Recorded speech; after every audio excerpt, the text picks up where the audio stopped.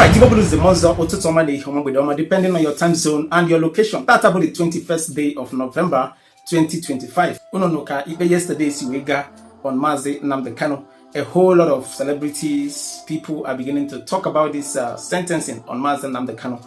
And I'll read out some of the comments from top celebrities, actors and actresses, politicians, influencers, freedom fighters, those who have come out to air their own opinion. Monday they got a letter to Tinubu regarding this sentencing. Obviously, all this their voicing might look like medicine after death, but the truth must be told. If Nigeria carries, it's not just about Nnamdi Kanu's sentence. A whole lot of things is happening. I heard the news this morning that a school church in Niger State was also invaded this morning, Tata, and Christians were packed, teachers and students were abducted from that place. This is the update info. I don't want to go deep into that. This is some of the things in me.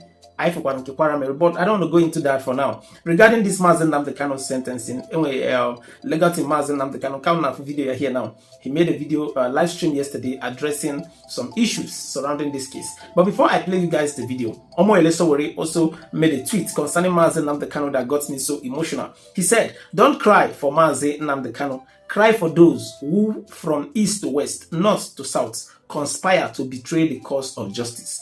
Cry for those who celebrate injustice, thinking it strengthens their hand. We have been here before, and history teaches that they have never won in the end." So, if only those who are happy about this Nnamdi Kanu sentence, that they never end well.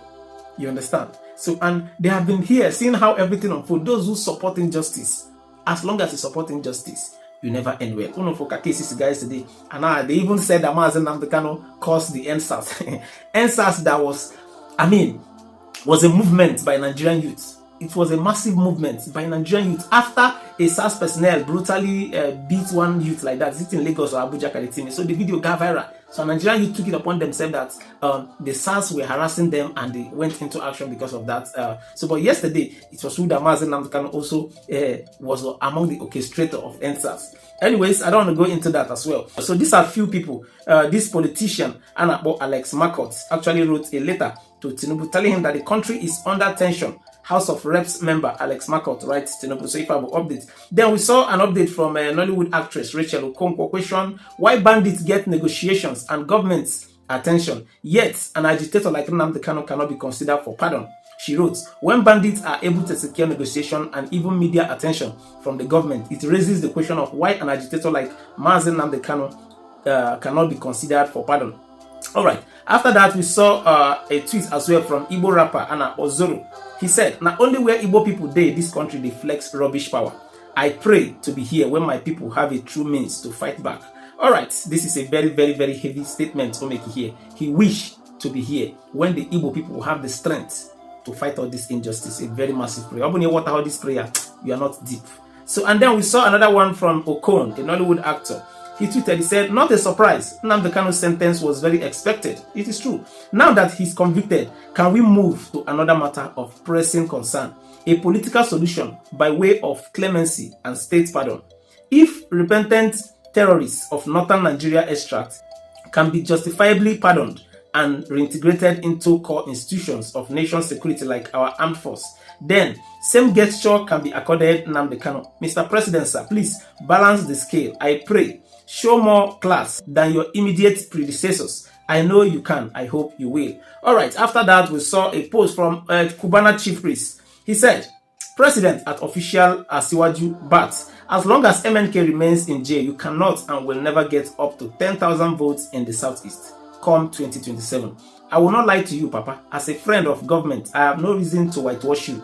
MNK is the supreme leader of the Southeast." Very correct. "His detention has caused us so much setback. And I am so surprised that all your useless ministers from Southeast can't even tell you the truth because they are all cowards." Socialite Cubana chief priest issued a stark warning to President Bola Tinubu, insisting that the administration risks losing significant electoral support in the Southeast if Nnamdi Kanu remains in detention. Alright, and we also saw a tweet as well from Abaribe. He said, "Nnamdi Kanu's life sentence shows justice not for Southeast." Abaribe. It shows that this justice and and the update said, former Senate Minority Leader Enyen Naya Abaribe on Thursday faulted the federal government over the life sentence slammed on indigenous people of Biafra leader Nnamdi Kanu, saying the outcome was long anticipated, giving earlier signals from the authorities. Okay, this was from Abaribe. And then we saw this one from this other Nollywood actor about Prince Eke, alleges that Nnamdi Kanu's life sentence is a political strategy and claims his possible release in 2027 could be used to appeal to Igbo voters. Alright, he was actually saying here that when he came at 2027, to me, from the onset, I was thinking that maybe they just wanted, you know, now their aim have been achieved to actually jail Nnamdi Kanu. End their court case. This was their aim, and they achieved it because the southeastern elites, politicians, are all dancing to their tune. They can't speak out.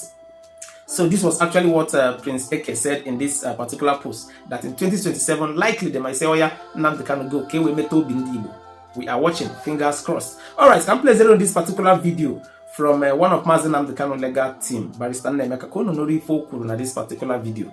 Share your thoughts and your opinion, and do well to share the video. Candles always right with fear. We will not stop hashtag free Mazi Nnamdi Kanu now. Do not stop. Continue writing it. Free Mazi Nnamdi Kanu now. Enjoy the rest of the videos. I will be right back. Good evening, all lovers of freedom. My name is Nnamdi Kanu. I'm one of the lawyers to Mazi Nnamdi Kanu. Today, we had what we call travesty of justice. Today, freedom was slaughtered on the altar of justice. Today, we cry, we mourn. Not because we lost, but because we strongly believe that justice was not done in the case of Mazi Nnamdi Kanu and the Federal Republic of Nigeria. Now, in the course of reading the judgment by His Lordship, Honorable Justice James Omotosho, several things came to mind. One of the substantial things that came to mind was the fact that Honorable Justice James Omotosho gave judgment convicting Mazi Nnamdi Kanu on the basis of the evidence of people who were not present, who did not participate in the entire scenario that led to this case. For instance, all the witnesses that appeared before him were State Security Service operatives who were not present at events. They claim, for instance, that Mazi Nnamdi Kanu's broadcast caused destruction of properties in the southeast, caused the killings of people, the killing of somebody like Ahmed Gulak. Now the question is this: how was it possible that His Lordship can come to such conclusion when no single person was arrested for any of the destructions in the southeast? How can my Lord come to such conclusion when no single person was presented before him as somebody who participated in the killing of Gulak? Though, for all we know, those who killed Gulak may have killed Gulak for their own personal reasons. But the DSS, in their evidence, claimed that the doctor who wrote the autopsy said Gulak was killed by IPOB. And the doctor was not called to give evidence. And these are police doctors. In other words, they are doctors of the prosecution. They are doctors who came to who work with the prosecutor. So such doctors or such reports cannot be said to be without bias. What we expected was for them to have brought the person who conducted the autopsy, the person who wrote the medical report, to say, yes, I wrote the medical report. Then we can cross-examine him on the basis of the reports he wrote. We cannot ask him, how did you know that this man was killed by IPOB members? There was no human being who was present at the killing, even though those who were present at the killing are alive. Even though the Nigerian police and the SSS took statements from them, they did not present them to court to testify as to what they actually saw. Rather, we had DSS officers who claimed that they investigated the incident. And when we requested for the investigation report, they could not present one single investigation report. So you see that all these stories are concocted stories. All these stories are hearsay stories. And unfortunately, His Lordship relied on them to find conviction against the Mazi Nnamdi Kanu and awarded a life imprisonment. That is so ridiculous because justice is supposed to be seen to be done. You do not do justice like as if you are in Nollywood. Justice must not only be done, but it must be seen, so that the ordinary man on the street can look at it and say, yes, this is indeed just. But in this case, the ordinary man in the street is flabbergasted, overwhelmed, surprised, shocked, rudely shocked by the fact that you could bring in witnesses. You could bring in witnesses who were not at the scene of event and still, with their testimony, with their hearsay testimonies, convict a man. And another thing, they claim Mazi Nnamdi Kanu made broadcast, and it was the broadcast that caused this issue. That broadcast, did my lord ask where those broadcasts were made? Was there any evidence as to the origin or where the broadcasts were made? The broadcasts in question were made in London. You arrest a man for making a broadcast in London, even though in London such broadcasts are not offenses. In Nigerian law, we have what we call the double jeopardy law, whereby if you want to try me on an offense that I committed outside the shores of this country, such offenses, double criminality, such offenses must also be a crime in the country where I am alleged to have committed them. If, for instance, in London broadcast is legal, and I make my broadcast in London, which is legal, why would I be convicted in Nigeria for what I did in a country where it is legal? So that's the question. There are so many questions that his lordship, the Somotosho, failed to answer and failed to extract from the prosecution.